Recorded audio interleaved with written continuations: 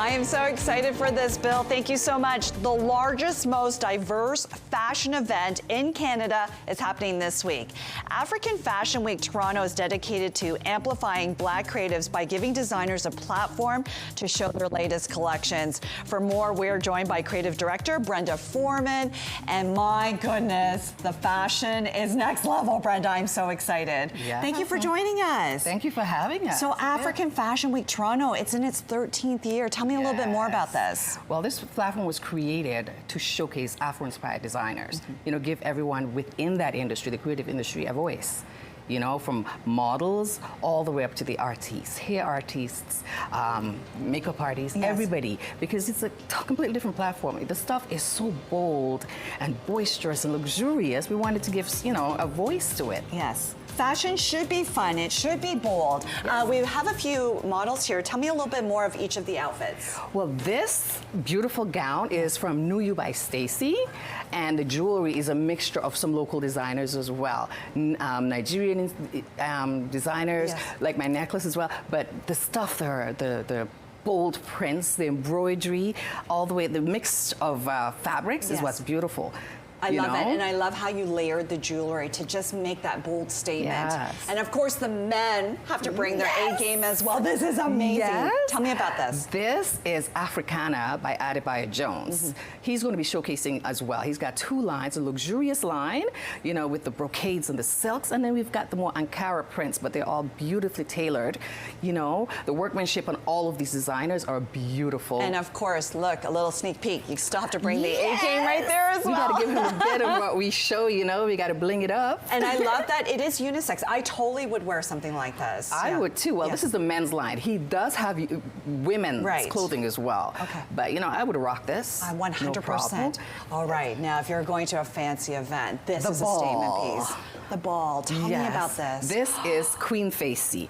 You know, she makes the most beautiful gowns. She does a lot of different mixes. You know, this you see also the intricate details with the stones and the glitters. Everything here are all designers, Afro-inspired designers. Some from the continent, some from the Caribbean, some from right here in Canada, North America. Amazing. And I love how you topped it up with this jewel piece. This is beautiful. Yes, the matches. Yes. You could do this. There are lots of balls coming up in the city. Yes. So I would wear this. This is great on you. Tell me a little bit about this dress. Curve couture. Now, for all the curvy women, many different sizes, all the way up to size 18. And what I'm wearing as well is also curve couture. So the mixtures is, and again, some of the accessories. This is Shop Mavazi. Another local. We are all in different types of designs, accessories, suits, women's and men's clothing. We've got here too, Mr. Jones, some of his other suits, you know, the men's suits that, you know. I love the pattern and the different colors here. That's beautiful. And once you put that on, you can walk into a room and you will be the center of attention. Okay, so Brenda, I don't know if you know, I have a reputation here. I'm a shoe girl. I'm a shoe girl. I can tell. And I couldn't help but notice some of the awesome shoes there. Tell me a little bit about that. So this particular shoe, if you notice the detail with the crown, there's a story behind this crown. Royal by Rollins. He's a Caribbean designer based in New York. Italian-made, beautifully made shoes. If you want to Google him, Google Royal by Rollins and you'll get the story. You know, it's about people giving that oomph and getting back on your feet, women who are, you know. And if you're a queen who loves her shoes, you're a queen, you need that crown. And we also have the handbags and accessories. All this is Mavazi. We also have Ambition. Okay, another local urban, high-end, luxurious urban designer, you know. So this segment, this year has been the best year, one of the best so far. Shark Beauty is the one who has brought a lot of this together. And again, this is August 22nd to the 25th. It's not just a fashion show at Yonge Dundas Square. There's a few locations and workshops happening. Tell me really quickly about that. 4 different days. From the 22nd, we've got a student designer festival, and it's a creative festival. You know, come out for that one, mixer opening, and then we've got the second day, the 23rd, which is at Dundas Square. It's more of a beautiful for everybody, whole family, from grandpa all the way to grandkids. And then we've got the high-end, luxurious day at Witchwood Barns. Beautiful. We end the day with the week with our lookbook party. Lookbook party. Yes, All right. So come look amazing. Do you mind passing me the blazer there, the green and blue? And in the meantime, again, African Fashion Week Toronto, August 22nd to the 25th, afwt.ca. I love a good blazer. I like mixing menswear with women's wear, so I'm going to try this out to break. Brenda, thank you so much. Yes, you are welcome. I love it.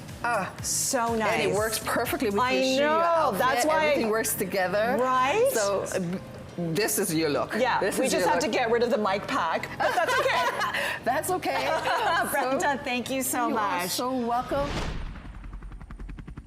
Just to the newlyweds. Love. It's everything, right? Let's go right here on the floor. Yeah, totally. It's the universe. Oh, wait. I got a bar. It's every particle that surrounds all of us. Would you be okay if I kissed you? Right now. It's a force Some that we crafty cannot editing control. around this one. The award-winning way film, The with us. Burning Season, a story about a woman and her husband spending the summer at a lake resort that kind of turns ugly, but one of them breaks a rule about summertime flings. So joining us now is the star of the film. We welcome back Jonas Chernick to CP24 Breakfast.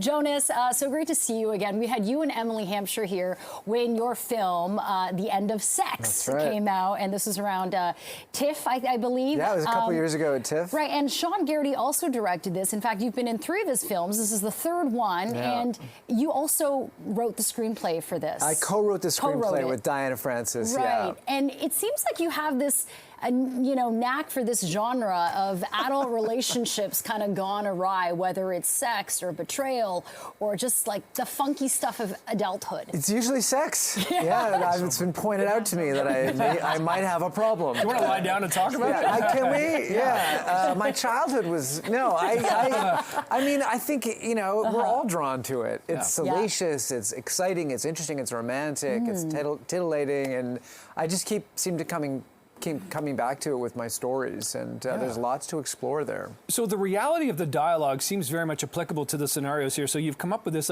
how do you come up with this in your mind to sort of make it seem so real and genuine? I don't know. We try to tap into what you know about the world and what you know about life, and we've all had our hearts broken. We've all been tempted. We've all experienced lust, and these are universal themes that seem to really engage people. So my co-writer Diana and I, we just really dug deep and looked at some of our past experiences and then concocted a lot of other things, and it all wove together into this story that people seem to be responding to. Well, look, it's getting a lot of acclaim at festivals. I mean, the Writers Guild of Canada, gave it Best Feature Film and also Best Screenplay at Canadian Film Fest. So kudos to you and, your co-writers. And it is very funny. Just, I mean, watching the first few minutes of it, your character in the film, let's just say he has a little best friend with the white stuff here. Yeah. and it's kind of told in a backwards kind of narration. So what was the choice behind that, unraveling it backwards? The movie's about secrets. It's about what happens if you hold on to a secret, and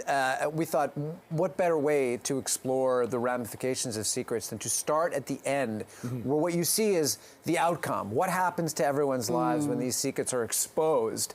And you don't know what the secret is at the beginning of the movie. And as the movie moves back in time, one summer at a time, you start to put the pieces together. It's a little bit of a thriller in that regard. Like there's a puzzle that you're trying to solve as you're following these characters. And once you start to learn more and more about the origins and the context of what's going on with these characters, more starts to become enlightened, and you really, and then there's a big surprise at the end where it kind of builds to this thing that happened that kicked it all off, but it happens at the end of the movie. Oh my God. So it just seemed like a fascinating way to explore the theme of secrets. Yeah, absolutely. And where you shot this in Algonquin Park, I mean, the setting itself is stunning and beautiful, which adds, I think, to the film itself, because the look of the film, the feel of the film is this beautiful backdrop. Yeah, Algonquin Park is gorgeous, and we shot it at a summer camp camp, but we made it look like a cottage resort.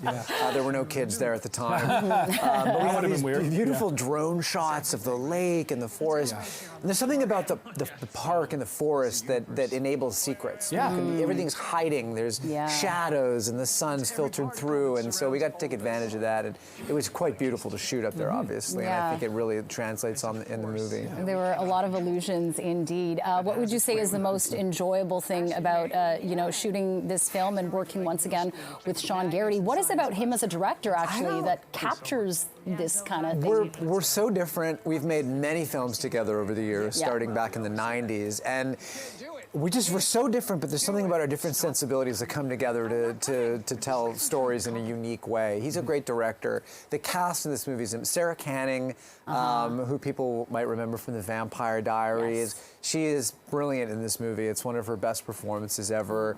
Joe Pingwei, Tanisha Thamivongsa, just a great cast, really exciting characters, and it's fun and it's sexy and surprising, and I hope people check it out. Yeah, it's very funny actually. So, even with the drama, you can still have fun. Yeah, it's got everything. It's got humor, but it's got a dark side to it, and it's exciting. A real side. Jonas, thanks so much. Good luck with this. Really appreciate it. Good to talk to you. I'm sure we'll see you back here in another couple of years. I'll see you in a bit. We'll see you soon. Okay. Oh yeah, and the film's premiering today on Hollywood Suite at 9 p.m. That's so right. people can catch it. Okay, thanks so much, Jonas. Oh, wow, look at this. Yorkville Murals, Toronto's most captivating art and muralism festival, returns this weekend, and it's moving to new heights with the theme No Empty Spaces. Head to Yorkville this Saturday and Sunday to enjoy massive inflatable art sculptures, a blockbuster block party with murals, TTC art installations, and a celebrity chef. Joining us now for more is event founder Alan Ganev. Good morning, Alan. It's nice to see you again. Boy, this was fantastic last year, and it looks like some of the additions you've put with inflatables and a chef is just going to make it that much more impressive. Tell me a little bit about what people can expect this weekend. Thank you for having me again. Yeah, we're very excited for this weekend. Yorkville Murals is a project that is presented by the Bloor Yorkville Business Association, Inc. Entertainment, and Tech Telegalleries. And we're very excited for this weekend. We have a lot of new projects happening. One of the most exciting ones is that we're taking over the abandoned metro station inside of the TTC on Lower Bay. Wow. And we're creating an incredible art installation there for people to visit. So that's one of the highlights for sure that people should come and check out. You know, it's always amazing because art just does, maybe you can put this better because you've had such an experience as an artist yourself. What is it about seeing these murals and experiencing art in this way that really just recharges the soul? It really just adds so much character to the neighborhood. I think what's really interesting about it is that we're putting a focus in activating unexpected spaces with artistic initiatives. So what people can expect when they come to Yorkville is that they're just going to be surprised and amazed by the variety of projects that are very creative, that is just going to speak to them and have a beautiful, positive energy. Wow. So how would you recommend taking it in? Because I know it's centered in Yorkville. It kind of extends a little bit, but sometimes it's a little bit overwhelming. You don't know where to go, where to start, how to do it, or is it just, however you want to?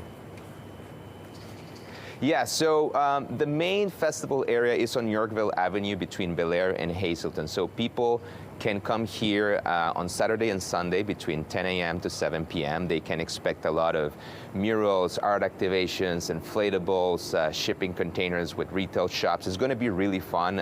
It's activities for everyone. What you can also do while you're in Yorkville is that, as you were mentioning before, we're having our famous block party that is happening in front of the Hazelton Hotel. So there's going to be a lot of music, DJs, bars. But as you were mentioning, our programming is pretty substantial. So what I would advise people is to go onto our website or our Instagram, yorkvillemurals.com or at Yorkville Murals, and people can see there an interactive map that is going to show them not only the activities that are happening on Yorkville Avenue, but everything that we're doing all around. So we're doing projects with the Four Seasons, with the W Hotel, with Manulife Center, with Yorkville Village. So people can really just go all around and discover all these beautiful projects. We're just showing Michelle right now. And tell me a little bit about what Michelle's doing here. So she is working currently on a mural that is part of our mural courtyard at 99 Yorkville Avenue. Okay. Michelle is an amazing muralist that is visiting us from Montreal. She just started her mural. And so the idea is that when people come and visit us during the weekend, they can also be able to see the progress of the mural and speak to Michelle and enjoy this beautiful piece that she's doing. It's amazing. You know, Alan, I'm sure, you know, this maybe is one of the reasons you do it, but I know you're probably going to inspire some artists out there to be creative and do their own works as well. Maybe be part of it in future years. You never know. That's why we do it. You know, I think like the reason why I started this project is to really create opportunities for artists. So I encourage people to come here to be inspired. In our website, people can apply to be an artist. Wow. So I encourage people to go to our website, apply, and we review all the portfolios, and then we contact people as we kind of see a fit within the programming of the festival. Wow. Well, thanks for bringing so much excitement and color and beauty and artistry to the city, Alan. All came to this camp to change something. There's an athlete in each and every one of you. All you got to do is climb up to the top of the utility pole, and then it's a quick 1, 2, 3, whoop, jump to the trapeze.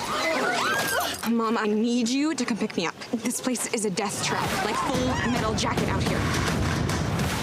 So heartthrob Drew Ray Tanner broke many hearts for his role in the Riverdale series, but boot camp, he plays Axel, a personal trainer with a heart of gold. Yeah, and it's definitely more than meets the eye, so we'd like to welcome Canadian actor Drew Ray Tanner to CP24 Breakfast. He gave us such a great throw to the break earlier. Yeah, we put you to work sticking already. around. I think you've got a second career as a newsreader, Drew. Oh my gosh, let's do it. Yeah. But you are fantastic in this movie. I really loved it. I was telling you I love like rom-coms, but this one has so much depth, and you can really tell that the writing is solid. Like all the characters are pretty well developed. So did you read the Wattpad story first, or was the script given to you and you were like, yes, I can be Axel, fitness trainer of steel? Break out the body oil. Let's go. Rip Let's off the t-shirts. Yeah, sure. Yeah. Get practicing this motion a lot. Yeah, it was a hard role. No, I honestly, I didn't know what Wattpad was. I sort of known that it was a platform for authors to have an ability to publish their works, and I thought that was really cool. But I didn't know like what the Wattpad genre was. It was very new to me. So yeah, that was like my first introduction to it, really. Yeah, and when it comes to this film, you were just telling us off camera, filmed in the Vancouver area, I guess, kind of outside, and you're actually from there. I am. Tell us what that is like to return to your roots and have a chance to practice your art there. It's like, honestly, like I was saying before, being able to film in your backyard, but literally like 10 minutes down the road from where you grew up. It's super surreal. There's always a friend that you grew up close by that's just like, hey, and it's great to have that support system. So it's really sweet and really wonderful. Yeah. So in this book, you play, the fitness trainer who tries to get Whitney Carmichael, played by the very talented Rachel Boudin, into she's kind of looking for a new, a makeover, whether it's losing weight or just gaining confidence. Yes. And you guys are both bookworms in a way. You guys both like the same fan fiction novel. I think it's called like Dark Knight or something. Yeah. Is that an actual book? No, it's not. It's not. It's a fake book. Okay. Fictionalized for the story, and the author of that book is a mixture between the woman who wrote the script or adapted the book and the author of Boot Camp. So Gina Musa and Gemma Holloway, they are the two real writers of this movie and this script. So we use their names as the author of that book that you're talking about. Interesting. That's really cool. Did you realize, I was reading 27 million readers of this? Yeah. Did you realize how much people were relating to this story and how much they loved it before going into production? I don't think we can fathom like 27 million. We don't really understand that, right? Like what is that? Like 27 million people like, in a room. What does that look like? It's overwhelming. It's really cool though. It really obviously touched a lot of people and meant a lot. I just had a friend of mine tell me that she wrote a book report on it in high school. What? And I was like, so cool. That's okay. I was like, yeah. no way. Yeah, so super cool. And I know that you played football before, and obviously you're pretty ripped in this film. But did you have to do additional training to get in shape for this role? I did, yeah. I've got a really wonderful personal trainer who got me into shape quick for this. It was like 21 days to prepare. Oh, wow. That's not much time at all. Yeah. Not much time, but you know, he's really wonderful. His name's Alex Fine. Give him a shout. He's an actor now too. He's nice. Really, he's good. And yeah, so we got into shape quick for it. It helped that I had a background in sports to kind of have that frame, but yeah. Are you still into jump scares? I saw this. Oh my gosh, totally. You're lucky. Look that up, by the way. Get to know me a little bit more, and I'll be like hiding behind a corner soon enough, scaring you guys. Who doesn't want that on morning You should have been on our show yesterday because it was all about pranks. Oh, yeah. And our meteorologist, Bill Coulter, is also a fan of jump scares. So maybe if you walk slowly out of the building, you know, one of you can get each other. Yeah, definitely. Okay, cool. Exactly. But I can't wait for people to watch Boot Camp. Like I said, it's a movie with so much substance and fun. It looked like a lot of fun to film. You're great in it. Thank you. The rest of the cast, Emmanuel Creaky, who's also Canadian. So it is out August 27th. That's right. On all the streaming platforms for coming in Canada. Guys, thank you so much for having me. Thank you so much. Thank Nice to you. meet you. Thank you. Good luck with guys. everything. Yeah. Who's been messing up everything? The Covenless Witch. It's been Agatha all along.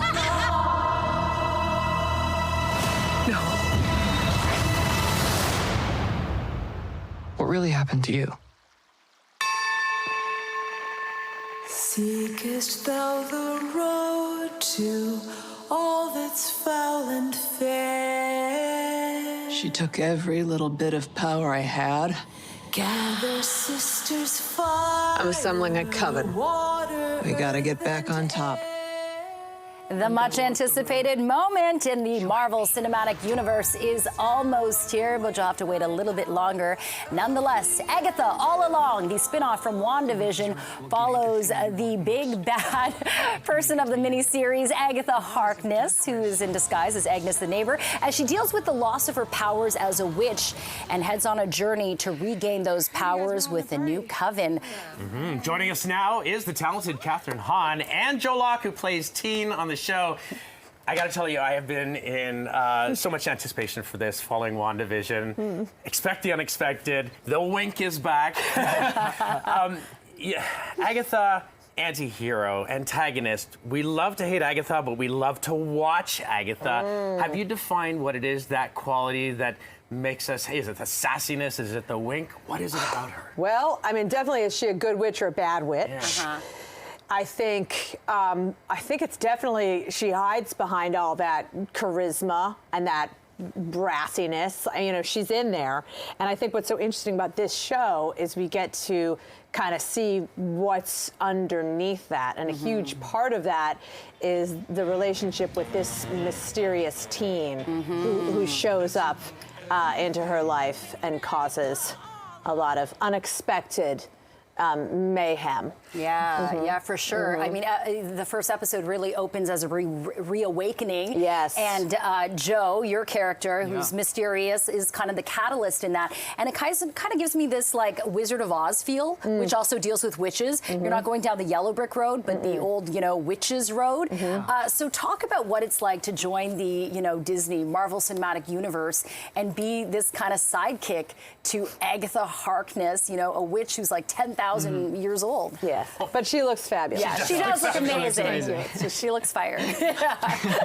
I mean, it's like I always describe it as a dream come true because it's exactly what it is. I think it's every actor's dream to be a part of the Marvel Universe, but to be a part of this project specifically is so amazing for me. Yeah. And can you tell us more about who you are? There's a lot of theories from fans about what's going to happen. What's the theory that you think is the most bizarre you've heard so far about you? I've seen a lot of good theories. I don't want to say what's the most bizarre because then they'll say it's not that one. So I think the fan theories are one of the good things about Marvel. It's people always are guessing, and some people are very good at it, and some people are very get it bang on before they've even seen the show, and then some people are completely so far off. But that's the fun of it, I think what's great about having a weekly release as well is that the fan theories can build. Marvel fans, I'll call them committed, not obsessed, always looking for Easter eggs. This show as was WandaVision, writes intelligently, expecting the audience to be intelligent, expect the unexpected. Are all those layers really fun? And what can people expect when they tune into this versus that same sort of unraveling, the mystery that you follow along with?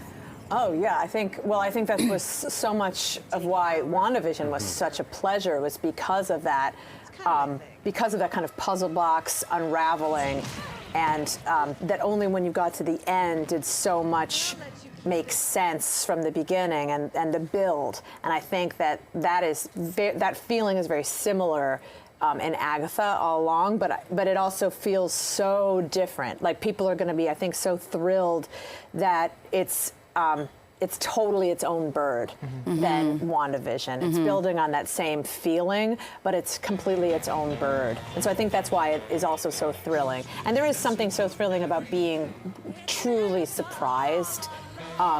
That's fun. Yeah, absolutely. And it's funny. There is that balance between the darkness that really comes out, and then, you know, the neighbors. I'm not going to give anything away, but there's so many comedic moments that offer relief, but again, is intelligent. Yeah, Jack Schaefer is no dummy. When it comes to writing music, she's pretty brilliant. Yeah. And this, I think just falling into her mind and her world that she's created was like half of, most of it was just being able to like surrender Dorothy to And Catherine, are we going to hear any more new songs? I mean, the Agatha All Along theme song really went viral, and you got a chance to show your singing prowess. I mean, you're a great singer. Oh my gosh! So I'm going to show Patti LuPone. So let's figure out. Is there going to be any more songs that we might hear come out of, you know, Agatha All Along? You can't really say. I mean, there is definitely going to be a song. I mean, you know, there's definitely going to be a song or two. Yeah. Okay.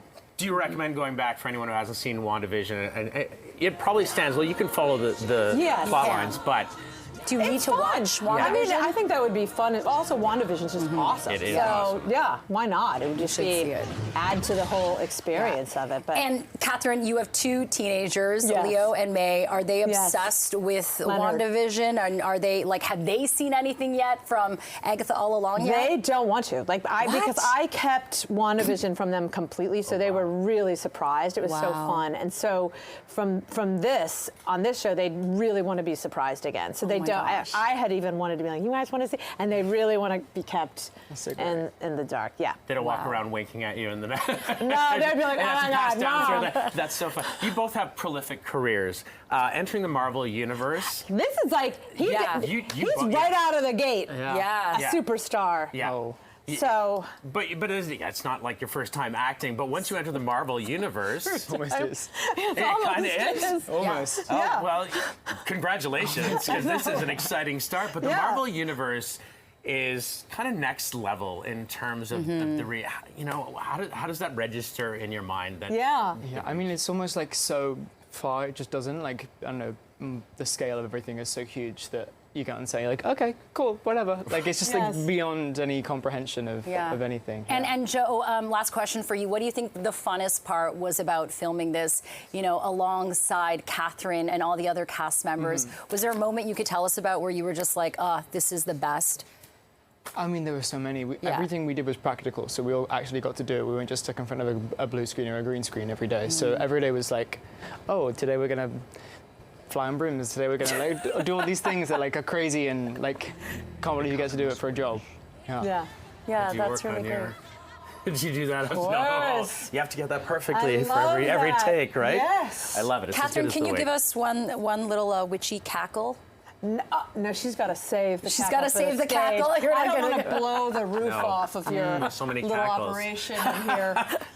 I'm just so curious what the audition process was like, or if they, heard you and thought she is going to be a good witch. It was my Halloween costume from when I was a kid, so it's definitely baked in there.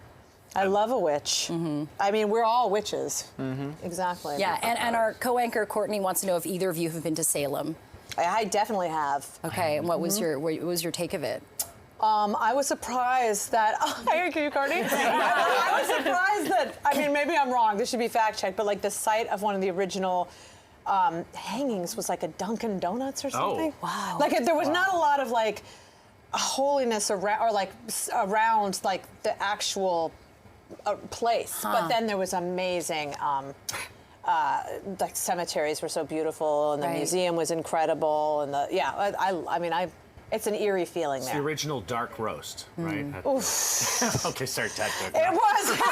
I don't know. Oh my gosh! But it was. It's beautiful. Yeah. I love this. I can't wait to see where it goes. I know. I'm sure you're the same. Yes, people will have to wait until September 18th out on Disney Plus. Catch Agatha All Along. Once again, give it up for Can we do Catherine can we do Hahn one and wink? Joe Can we all? Lack. Can we do a wink? Can we do a wink to camera? I want to see your Okay. wink. You can You wink guys well. do a wink. Oh, nice. No, my wink looks the like I'm mouth's having open. a problem. Yeah. Okay. Really good though. Guys, yeah. We tried.